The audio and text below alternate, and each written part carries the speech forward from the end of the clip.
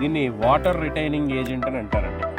ఇది biodegradable natural derives, plant derives ద్వారా సేకరించబడినటువంటి water retaining agent powder అనమాట. ఇట్లా జెల్ లాగా వస్తుంది అనమాట. అందరికీ నమస్కారం అండి, నా పేరు రుద్రేణి కాంతి. ఇప్పుడు శివరాత్రి వస్తుందండి. అంటే శివరాత్రి దాటితే ఎండలు బాగా ముదురుతాయి. అట్లానే మనకి నీటి ఎద్దడి అనేది ఎక్కువగా ఉంటుంది. కానీ నీటి వసతి తక్కువ ఉన్నటువంటి ప్రాంతంలో కూడా మనం అద్భుతమైనటువంటి పంటలు పండించుకోవచ్చు. దీన్ని వాటర్ రిటైనింగ్ ఏజెంట్ అని అంటారండి. చూసారా, నీళ్లు పోసాము. నీళ్లు పోసి ఒక 20 లీటర్ల నీళ్ళల్లో ఒక 100 గ్రాముల పౌడర్ వేసామన్నమాట. ఇది biodegradable and natural derives, plant derives ద్వారా సేకరించబడినటువంటి వాటర్ రిటైనింగ్ ఏజెంట్ పౌడర్ అనమాట.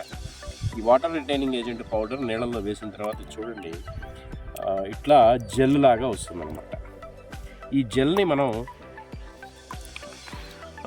ఇదిగోండి మొక్క మొదల దగ్గర ఇట్లా వేసుకుంటూ వెళ్ళాలి. ఇలా వేసుకుంటూ వెళ్ళిన తర్వాత సపోజ్ ఇది కాకర మొక్క అనుకోండి.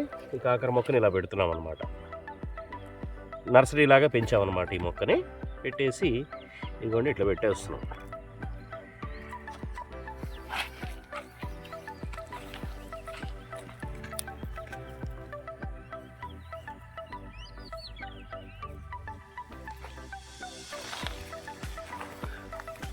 దీనివల్ల కొన్ని ప్రత్యేకమైనటువంటి ఉపయోగాలు ఉన్నాయి.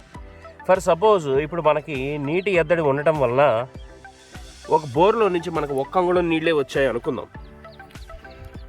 బోర్లో నుంచి మనకు 1 అంగుళం నీళ్ళు వచ్చినప్పుడు అంటే 2 అంగుళాల నీళ్ళు కూడా 1 అంగుళం కిందకి మారుతుంది, వాటర్ రావడం తగ్గుతుంది. సో ఈ సందర్భంలో ఏం జరుగుతుందంటే ఈ వాటర్ రిటైనింగ్ ఏజెంట్ అనేటువంటి జెల్ నీటిని అబ్జార్బ్ చేసుకొని మనం నీళ్ళు ఇవ్వలేని సమయంలో వారం రోజుల వరకు మొక్క ఎటువంటి బెట్టకి గురి కాకుండా జాగ్రత్తగా చూసుకుంటుంది. ఈ టెక్నాలజీ మనకి వ్యవసాయంలోకి ఎప్పటి నుంచో దొరుకుతుంది, బట్ కానీ టూ మచ్ కాస్ట్లీగా ఉంది. బట్ కానీ ఇప్పుడు అఫోర్డబుల్ ప్రైస్లోనే ఉంది, అందరూ భరించదగ్గ ప్రైస్లోనే ఉంది. కాబట్టి ఇప్పుడు తెలుసుకోవాల్సిన విషయం ఏంటి అని అంటే, ఎటువంటి బెట్ట పరిస్థితుల్లో అయినా సరే, ఎటువంటి నడండాకాలంలో అయినా సరే, మొక్క వేరు దగ్గర నీటి ఎద్దడి ఉన్నటువంటి ప్రాంతంలో కూడా అద్భుతమైనటువంటి బంగారం వంటి పంటలు పండించవచ్చు. రాబోయే భవిష్యత్తు కాలంలో వీటి నుంచి దిగుబడులు ఏ రకంగా ఉంటాయో కూడా మీకు తెలియజేస్తాము. ఇప్పుడు పెట్టినటువంటి కాకర మొక్కలు దేశవాళీ జాతికి చెందినటువంటి చిట్టి కాకర మొక్కలు. వీటిని విత్తనాల ఉత్పత్తి కోసం అని చెప్పని చేస్తున్నాము. చాలా సైంటిఫిక్ మెథడ్లో చేస్తున్నాము. అది కూడా ప్రకృతి సిద్ధంగా ఎక్కువ దిగుబడి సాధించేటట్టుగా తయారు చేసి చూపిస్తున్నాము. ఒక్కొక్క మొక్క నుంచి ఎంత దిగుబడి వస్తుంది అనేది కూడా రాబోయే వీడియోలో దఫాల వారీగా అందరికీ కూడా తెలియజేస్తాం, వీడియోస్ రికార్డ్ చేసి. ధన్యవాదాలు.